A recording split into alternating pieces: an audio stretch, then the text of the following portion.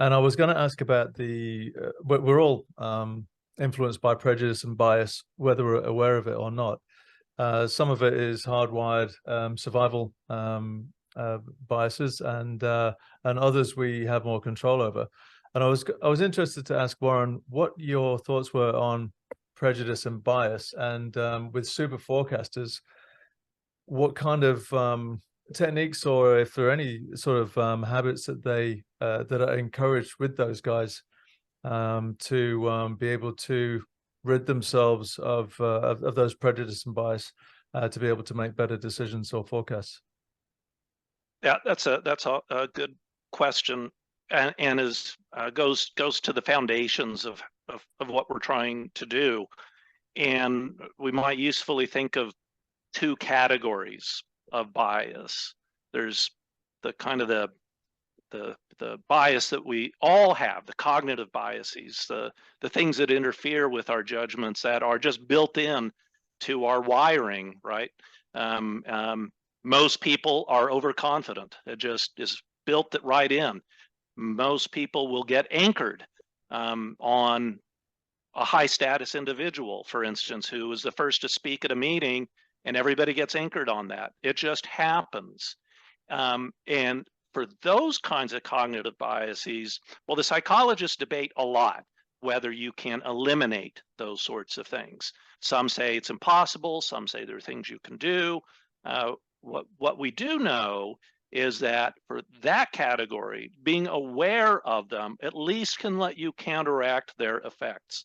Like being overconfident, you can measure, and getting that feedback can get your overconfidence in check. So if somebody asks you, what's your confidence about a particular forecast you might be making, you might say, oh yeah, I'm 90% sure about that, or 90% sure about some particular fact. And you can measure that, and it turns out, well, maybe you're more like 50% right, not 90% right in those situations. So you can recalibrate yourself. Those sorts of cognitive biases we can identify, spot, and do at least some mitigation techniques to rein in their effects on our judgments.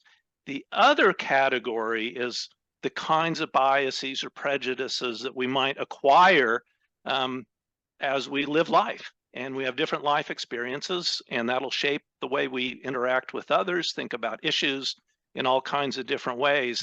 And that can be a lot tougher, to be sure, to deal with. The two things that we can do is, one, we can level the playing field so that we know as little about each other when we're forecasting as a team as possible, right? So if we were on a platform, we would all adopt made up names. We'd have no idea where we came from. We'd have no idea ethnicity or gender or religion or political beliefs or anything, as much as possible. And all that's going to matter is the quality of our comments that we can contribute. And by doing that, we can at least hold those things at bay. We don't eliminate them, but we kind of, we put on our white lab coats when we go to the forecasting platform. The other kind is some issues are just really difficult because they're emotional, or they deal with very troubling topics. And that's a difficult thing for a forecaster to deal with. For instance, a lot of the work we did when COVID was running rampant is really tough. And a lot of forecasters just said, look, I have a really hard time with these questions. I'm going to step aside. Or election questions, I'm going to just step aside because my personal beliefs are interfering with my judgment. Yeah. The one little tool that you might do, and this comes from the head of our question team and a super forecaster, that I thought was just great, to try and create at least some mental distance on these kinds of issues, is imagine you're an anthropologist on Mars observing everything through a telescope, right?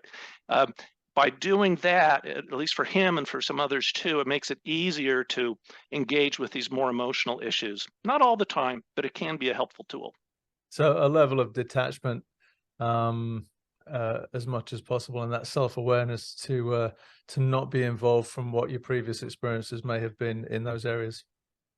as much as possible when you're making your forecast. Then once you're done, you take off your lab coat. Yeah. You can go down to the pub, have a beer, and just, let it rip.